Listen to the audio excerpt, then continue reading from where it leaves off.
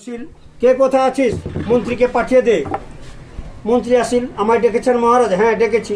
বলুন তো আমার রাজ্যের প্রজারা কেমন আছে? বলছে মহারাজ আপনি চিন্তা করবেন না, যার ঘরে অন্ন নাই অন্ন দিয়েছি, যার ঘরে বস্ত্র নাই বস্ত্র দিয়েছি, যেখানে জলের অভাব সেখানে জলের ব্যবস্থা করেছি।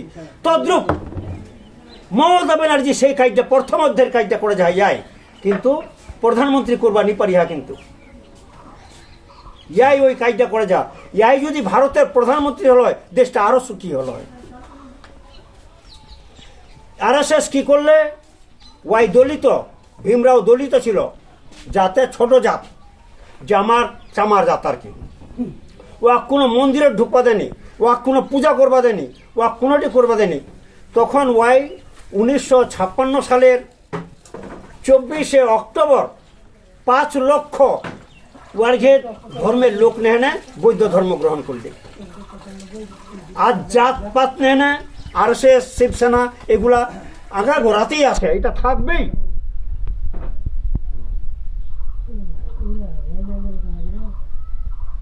আজ ইয়ার বিরোধী সবাই খালি খাবার কয়, খালি মুখে আছে, খালি ক্ষমতার বসলে কিছু গপ গপ করে খাবে, ক্ষমতার লোভে নিজের রূপে নিজে পাগলা হয়েছে এক একজন।